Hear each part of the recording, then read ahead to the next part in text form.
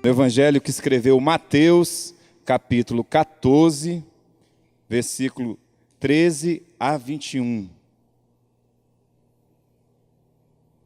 Mateus 14, versículo 13 ao 21. Uma história muito conhecida de nós, a multiplicação dos pães. Multiplicação dos pães ou distribuição dos pães, ou partilha dos pães.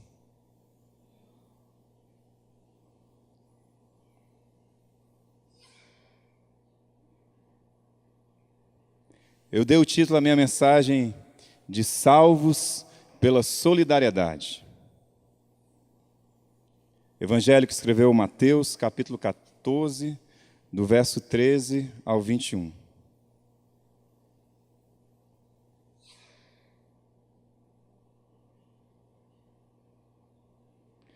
Quando Jesus ficou sabendo do fato, entrou num barco e foi para um lugar para ficar sozinho. Mas não adiantou, porque alguém o reconheceu e a notícia se espalhou. Imediatamente, o povo das cidades vizinhas rodeou o mar da Galileia para ir ao encontro dele. Quando ele viu o povo chegando, compadeceu-se deles e curou os que estavam doentes. Quando estava anoitecendo, os discípulos aproximaram-se dele e aconselharam: estamos no meio do nada, está ficando tarde. Despede o povo para que eles saiam e consigam o que comer nas cidades. Jesus, porém, respondeu: não há necessidade de despedi-los, vocês é que vão dar comida a eles. Mas tudo que temos são 5 pães e 2 peixes, disseram. Jesus ordenou: tragam-nos aqui. Em seguida, mandou o povo assentar-se na grama. Ele tomou os 5 pães e os 2 peixes, olhou para o céu, orou, abençoou o pão, partiu e entregou tudo aos discípulos. Eles repartiram com o povo e todos comeram e ficaram satisfeitos. Os discípulos recolheram 12 cestos de sobras, e os que participaram da refeição foram cerca de 5.000, fora mulheres e crianças.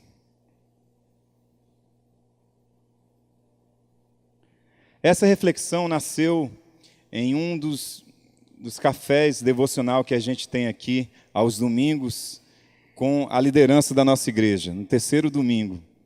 Eu comecei a rabiscar alguns pensamentos e essa reflexão a partir desse café devocional que eu compartilhei com os líderes aqui da igreja Bethesda. E eu senti o desejo de compartilhar com toda a igreja, porque foi uma mensagem que tocou a todos, que tocou a mim, que tocou também no coração da liderança dessa igreja.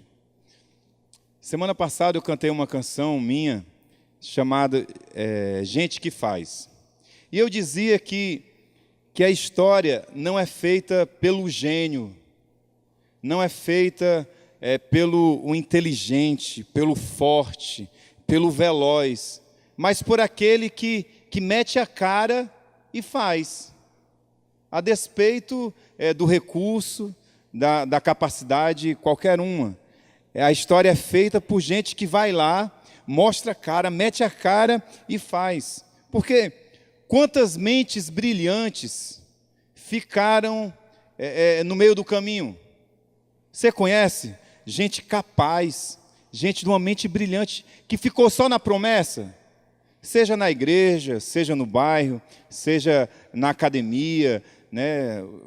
Na juventude você conheceu alguém que era, poxa, esse cara, essa moça vai fazer uma história linda, e aí ficou no meio do caminho. Então, não é exatamente pela genialidade, pela capacidade que alguém faz a história, mas é mais pela coragem, é mais pela determinação e pela iniciativa que alguém faz a história acontecer. A história é feita por gente que se disponibiliza, que mete a cara e faz a despeito da falta de recursos. Quem faz a história é é aquela que arregaça as mangas, ainda que tenha uma mente brilhante, aptidões especiais, mas só fez porque teve iniciativa. Você deve conhecer, como eu também conheço, gente com poucos recursos, pouca influência, ou até mesmo capacidade intelectual, estudo ou dinheiro, que fez grandes movimentos, que fez algo bonito, que fez algo lindo a favor da paz, das ciências, das artes, da religião, ou no seu bairro, ou na sua igreja, em qualquer lugar. Você deve conhecer gente assim. E todos, sejam os mais capacitados ou não, para fazer algo significativo e belo na história, tiveram que encarar as suas ambiguidades, os medos, as contradições interiores, quem não tem, né? Os vícios, as compulsões, até mesmo doenças, a preguiça, o tédio, a solidão, a rejeição. Para fazer alguma coisa, tem que encarar também essa contradição interior, que é a gente, que é você, que somos nós, né? Seres não bem resolvidos. Eu acho interessante essa expressão, né? Essa família, esse casamento, esse pessoal é tão bem resolvido. Não tem gente bem resolvida não, gente. Bem resolvido é aquele que já morreu, porque nós estamos ainda no processo, todos nós lutamos com alguma questão, né? Nós somos seres que misturam sombras e luzes, nós somos ao mesmo tempo vilão, herói, nós somos uma contradição em pessoa, né? Se a gente pudesse ouvir os pensamentos de todos nós aqui, ia dar muita briga, viu? Porque às vezes a gente pensa coisa que fora do prumo, porque nós somos uma mistura de sombras e luzes, nós somos um caleidoscópio de belezas, de feiuras, tudo isso misturado. E na história, nós conhecemos pessoas que, a despeito dessa ambiguidade e alguma carência, fizeram coisas belas, bonitas. Por exemplo, o romancista Fyodor Dostoiévski, mesmo sofrendo de uma epilepsia terrível e enfiado em dívidas, porque ele era viciado em jogatinas, em jogos, esse cara escreveu os melhores romances da história. Nietzsche, assombrado por enxaquecas terríveis, ele colocou de pernas para o ar séculos de filosofia. Ele inverteu, abriu uma nova janela para a filosofia, construiu uma nova linguagem e morreu louco. Esse cara fez uma história, apesar da sua fraqueza. Beethoven compôs músicas incríveis, mesmo perdendo a audição gradativamente. Ele compôs peças maravilhosas. Reza a lenda que quando ele compôs a 9ª Sinfonia, ele estava totalmente surdo. Como pode compor uma música surdo, meu Deus? Apesar disso, ele fez história na música.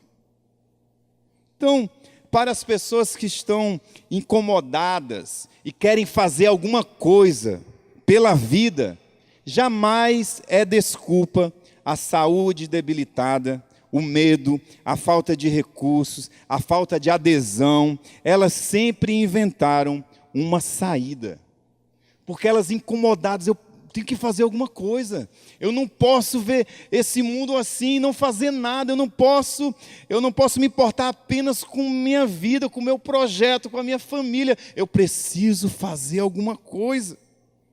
Na Bíblia também, jamais foi problema para Deus o fato de não encontrar um herói na Bíblia, um herói na história, né? Um titã, um super-homem, uma pessoa moralmente impecável. Todas que fizeram histórias na Bíblia eram gente como nós. Mas Deus nunca ficou avexado, né, por não encontrar alguém, um cara impecável. Pô, esse cara aqui é perfeito, ele vai fazer uma... Não, ele nunca ficou de saia justa com o fato de não encontrar alguém assim, herói, forte, valente, né, moralmente impecável, não. E olha que os comissionados tentaram dar muitas desculpas. As pessoas com quem Deus contou nas Escrituras tinham sérias dificuldades emocionais, relacionais, financeiras, política, eram complexadas, receosas, pobres, foram rejeitadas, ridicularizadas e ignoradas. Todas aquelas pessoas que fizeram história nas Escrituras. Por exemplo, Moisés. Moisés, se você conhece a história, vai concordar comigo, encheu a paciência de Deus. Depois de Deus seduzi-lo com a sarça no fogo, né, que não se consumia, depois de Deus atraí-lo com esse sinal sensível, Moisés vem com a desculpa de que ele não poderia ser o seu mensageiro porque ele era gago. Imagina Deus, não, Moisés, inventa outra desculpa, cara. Porque você é gago, não, cara. Essa desculpa não cola, né? Em algumas versões diz que ele era pesado de língua, ele tinha dificuldade de falar. Então aí Deus, tá bom, eu vou mandar o teu irmão junto contigo. Arão vai contigo. Porque não era desculpa. E Moisés foi um dos melhores estadistas da história. Gideão, esse cara ganhou de Moisés. Porque, olha, uma mistura de complexo e medo.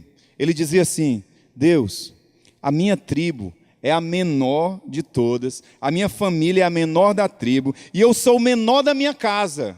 Manda outro. Não, comigo não. Não é comigo não. Além disso, pense num cara incrédulo, Gideão. Ele pediu várias provas para Deus, para se confirmar que Deus estava chamando para ele fazer uma história. E eu imagino Deus pensando: cara, eu vou te dar todas as provas, mas tu vai, cara. Eu vou te dar todas as provas, mas você vai libertar o meu povo, você vai fazer alguma coisa. Ruth, que mulher. Eu acho que resiliência deveria se chamar Ruth, porque pense numa mulher corajosa, pense numa mulher de brio, pense numa mulher valente, estrangeira, mulher, pobre, viúva, tendo uma companheira do seu lado, que era a sua sogra, que só sabia reclamar. O nome dela era Mara, que significa amarga, né? Ela queria se chamar assim, de Mara, que era a Noemi, né? E ela disse: não, me chame agora de Mara, que significa amarga. Só sabia reclamar. Ruth, sem nenhuma condição, resolveu fazer aquilo que lhe restava. Sabe o que restava a Ruth a fazer? Recolher espigas que caíam das carroças dos ricos. Era uma lei da época. Se cair alguma espiga da carroça, deixa que os pobres vão pegar. E aí Ruth só tinha isso para fazer. E foi isso que ela fez. E com esse gesto simples, ela deu continuidade à sua linhagem, que vai dar no nascimento de Davi e de Jesus Cristo. E a lista não tem fim. Quantas pessoas nas Escrituras disseram para Deus que não tinham condições, que não passavam de uma criança, Isaías, Jeremias, mas isso nunca foi problema para Deus. Ele nunca se avexou com a falta de recursos das pessoas. Não porque Deus iria fazer um milagre sozinho, um milagre absurdo, mas porque para Deus, é necessário pouco. Basta uma centelha para ele fazer uma fogueira e a festa. Jesus disse: olha, se tiverem fé do tamanho de um grão de mostarda, para Deus basta uma fé do tamanho de um grão de mostarda. Uma fé de gente, uma fé humana. A minha vida é cheia de trilhas musicais, obviamente, né? Então, volta e meia eu tenho uma música que marcou uma etapa da minha vida.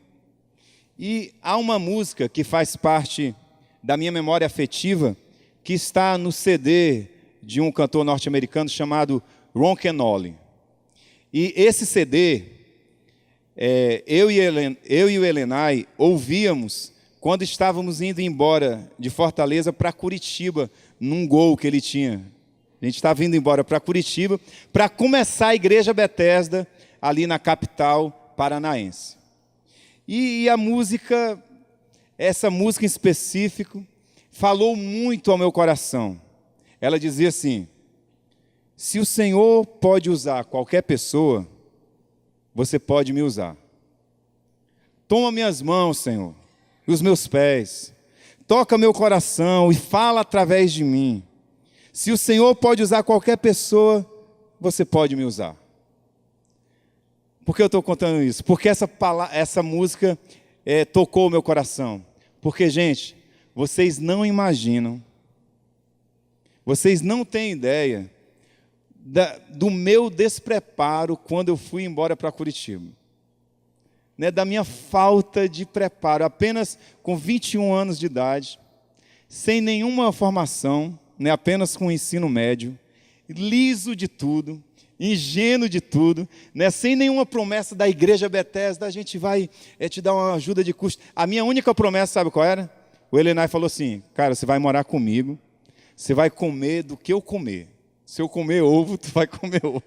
Se eu comer picanha, tu vai comer picanha. Mas a gente vai fazer a obra de Deus lá. E vocês não imaginam, o meu violão básico, né, a falta de recursos, o desespero, a ansiedade, o que eu vou... Mal tinha ouvido falar de Curitiba, mal sabia onde era Curitiba, não conhecia a cidade, e saí daqui de Fortaleza, deixei a casa dos meus pais, e aquela ansiedade, aquela angústia, loucura, mas também movido pela ideia que a gente ia fazer a obra de Deus, que a gente ia fazer algo de bom, incapaz, mas já com esse discernimento de que Deus só precisa de uma centelha para fazer uma fogueira bonita, a festa, só precisa da iniciativa da gente para fazer história. Deus pode fazer coisas incríveis com o pouco que nós temos. Pastor, não é bom ter um curso, dinheiro, adesão, é bom, mas não é o essencial. Precisa de pouco para fazer bonito. E eu destacaria disposição, fé em Deus, fé em si mesmo e iniciativa. É o que eu vejo na narrativa que nós lemos hoje à noite. É sobre isso que eu gostaria de continuar conversando com vocês. Primeiro, a tarefa é daqueles que enxergam a demanda.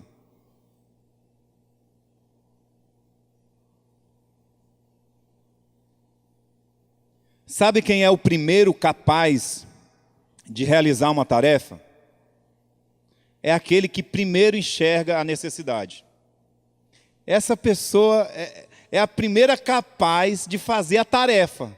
E fez o diagnóstico, observou a necessidade, a demanda, ele é capaz, é o primeiro capaz para fazer a tarefa, para fazer um projeto andar, para fazer a obra de Deus.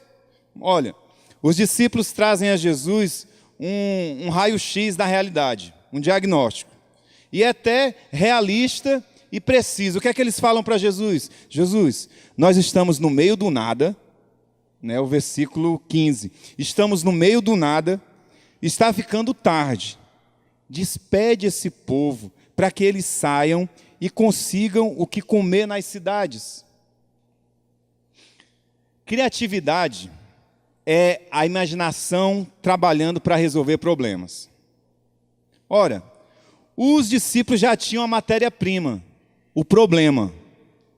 E é o que a gente precisa, o problema, a questão, é o que a gente precisa para escrever uma dissertação, uma tese, ou até mesmo uma palavra, uma palestra, uma pregação, uma problemática. O que você quer resolver com isso? A gente precisa do problema, é o mais difícil, mas é o essencial para a gente começar a escrever. O problema, qual é a problemática? Que problema você quer resolver? Os discípulos já tinham isso aí. É o mais difícil da obra, para a obra começar, e os discípulos já tinham um problema, uma multidão com fome. Jesus então diz: ótimo, agora vão lá e deem vocês de comer. Vocês já viram o problema, agora escrevam, agora façam. Agora resolvam o problema. Vocês enxergaram certo, perceberam a necessidade. Quase que Jesus diz assim: não vem com ideia para mim não. Não vem com ideia para eu resolver não. Resolvam vocês. E olha, vocês conhecem gente assim? Que tem, olha, um monte de ideia, aí traz para você: olha, eu tive essa ideia, vamos fazer isso aqui. Eu como pastor ouvi tantas ideias mirabolantes, tantas ideias geniais, mas para eu fazer. Né? Quase que eu digo: boa ideia. E eu acho que o primeiro capaz para fazer isso é você. Vá lá e faz.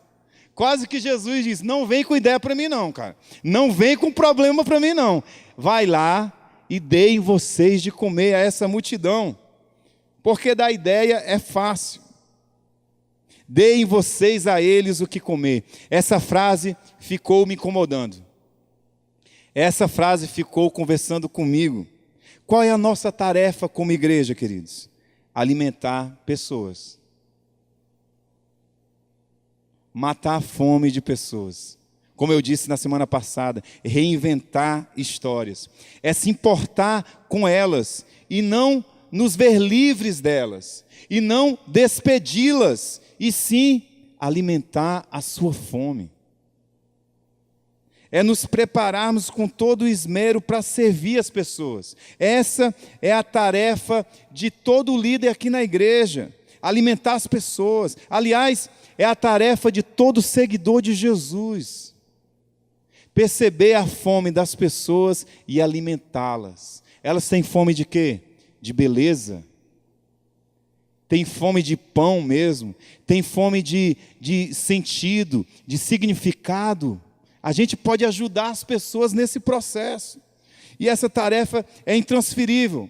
Não é do pastor Márcio, não é do pastor Marcelo, do pastor Jâncio, do pastor Elenay, do pastor Johnny. Essa tarefa é de cada um de nós. Márcio, dê a essas pessoas de comer.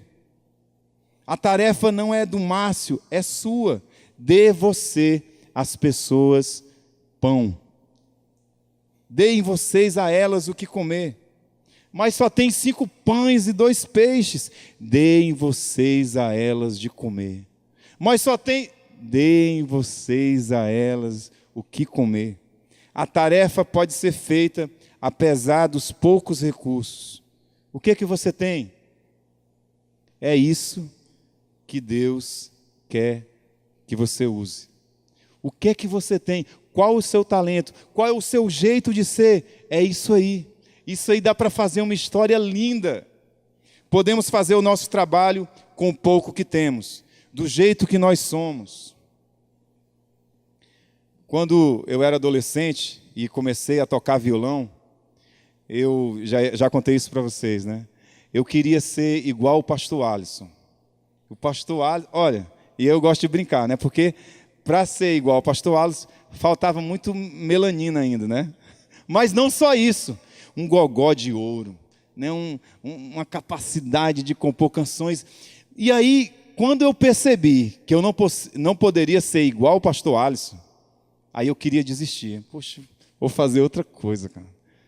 Tocar violão não, né? Música não, vou fazer outra coisa. E quase que eu desisto. Aí até que eu amadureci e entendi que cada um pode fazer a sua maneira. E eu encontrei o meu jeito de compor, o meu jeito de cantar, o meu jeito de tocar violão. Eu encontrei a minha forma de servir, a minha forma de fazer música, que é o meu jeito. Podemos fazer o nosso trabalho do jeito que nós somos, com as esquisitices que a gente tem, com as contradições que a gente tem. Nós podemos abençoar as pessoas. A semente é boa, a palavra é boa. Deus já abençoou o pão, Deus já abençoou o peixe. Só falta a gente ir e dar às pessoas o que comer. Segundo, o chamado de Deus é a inquietação que tem o ser humano para fazer o bem. Sabe essa coisa que incomoda a gente para fazer o bem? É a voz de Deus interpelando homens e mulheres a fazerem alguma coisa. Às vezes a gente fica incomodado, a gente assiste uma reportagem, a gente ouve falar uma história e a gente quer fazer alguma coisa. Essa inquietação é Deus falando contigo. dê você o que comer a essas pessoas. E a gente precisa resgatar essa verdade, queridos, que o chamado é de Deus. O chamado não é da Igreja Betesda, o chamado não é do pastor Elienay, o chamado é de Deus. É Deus que está chamando, é Ele que comissiona. Eu penso que o desencantamento com as instituições, o cansaço no serviço religioso, ou até o endurecimento do coração, acaba abafando a verdade, que é Deus que nos chama a gente. A gente precisa renovar isso, que Ele está nos chamando para fazer um mundo melhor, para aliviar as dores das pessoas. É Deus que nos interpela, é dele que vem as perguntas: a quem enviarei? Quem há de ir por mim? É Ele que faz essas perguntas, é Ele que faz a pergunta, que continua repetindo a pergunta que fez a Caim lá no início da Bíblia. Ele perguntou para Caim: Caim, onde está o seu irmão? E Caim: por acaso eu sou o guardador do meu irmão? Era isso que Deus esperava, que Caim guardasse a vida do seu irmão. É isso que Deus espera de nós. Cadê o seu irmão? É dele que vem um chamado para a vida de serviço. Deem vocês a eles o que comer. O chamado não é da Betesda, dos pastores, mas sim de Deus. Deus já vem nos incomodando a fazermos alguma coisa. O chamado é de Deus, e Deus chama naqueles que estão necessitados. Deus nos interpela nos carentes, nos famintos, naqueles que estão na beira da estrada. Deus nos chama nas pessoas que vêm à nossa igreja precisando de alimento. Ali Deus diz: deem vocês a eles o que comer. Portanto, primeiramente, é a Deus que nós devemos resposta. É a Ele que nós prestamos contas do nosso serviço e do chamado. Ele está nos esperando, nos esquecidos, nos miseráveis, nos excluídos e nos marginalizados. Certa vez, Jesus contou a história de um rei que falava com o justo dizendo assim: sejam bem-vindos, benditos do meu Pai, podem entrar no meu reinado, porque eu estive com fome e vocês me deram de comer, porque estive com sede e vocês me deram de beber, porque estive prisioneiro e vocês foram me visitar, porque estive sem roupa e vocês me vestiram. E aí as pessoas perguntaram: quando nós fizemos isso? E aí o rei respondeu: todas as vezes que vocês fizeram aos mais carentes, vocês estavam fazendo a mim. Sabe onde Deus nos espera? Sabe onde Deus quer nos encontrar com a gente? Nos mais carentes. É ali que você vai se encontrar com Deus. Todos nós temos esse chamado de Deus. De fato, a gente só se encontra com Deus nos carentes. Por último, algo se multiplica quando nós repartimos.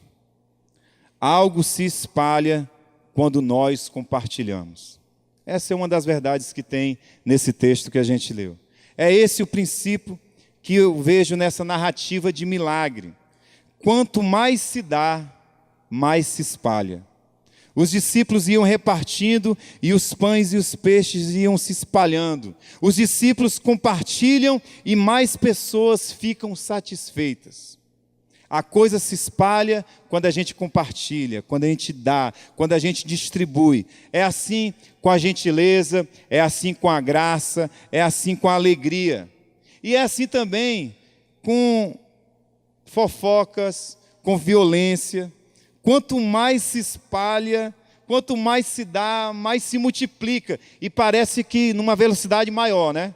Parece que coisa ruim se espalha numa velocidade maior. No início do ano eu fiz uma pregação aqui na Betesda, que eu dizia que a solidariedade pode ser a salvação da raça humana. Eu falei sobre solidariedade. Disse que neste mundo inseguro, de violência, de inversão de valores, crise ética, política, a nossa salvação não é garantir o que é meu, não é garantir apenas o meu, mas o que é do outro. Eu me salvo quando eu salvo o outro. É a solidariedade que pode nos salvar. É o que eu leio na parábola do bom samaritano. O mestre, o doutor da lei, pergunta para Jesus: mestre, que devo fazer eu para ganhar a vida eterna? E aí Jesus responde com a parábola do bom samaritano, sugerindo que salvo é aquele que salva o outro. Solidariedade. Quem é salvo é aquele que salva o outro da beira do caminho. Dostoiévski escreveu: a verdadeira garantia do indivíduo consiste não no seu esforço pessoal isolado, mas na solidariedade. É isso que pode garantir a humanidade. Isso é evangelho. É melhor dar do que receber. O apóstolo Paulo escreveu em Filipenses 5: tende em vós o mesmo sentimento que houve em Cristo Jesus, que sendo Deus, não teve por usurpação ser igual a Deus, mas antes se esvaziou a si mesmo, tomando a forma de servo. O que melhor nos identifica com Jesus não é uma religião, não é uma fé. Sabe o que é? É a compaixão. É isso que melhor nos identifica com Jesus. Não a placa de uma igreja, não uma fé, mas a compaixão.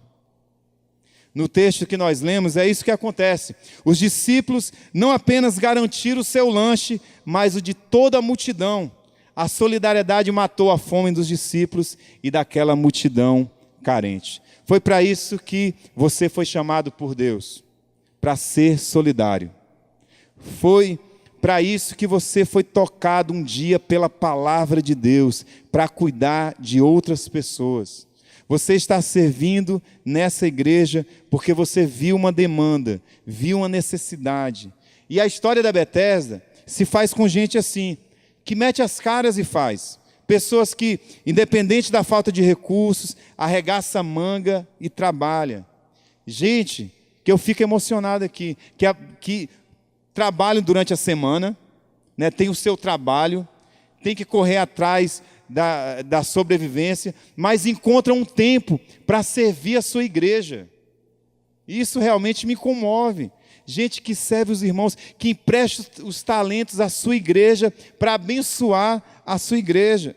Pessoas que mesmo tendo os seus projetos pessoais, ainda encontram tempo para servir a sua igreja. A história da Bethesda é feita de gente que atendeu o chamado de Jesus: deem vocês a eles o que comer.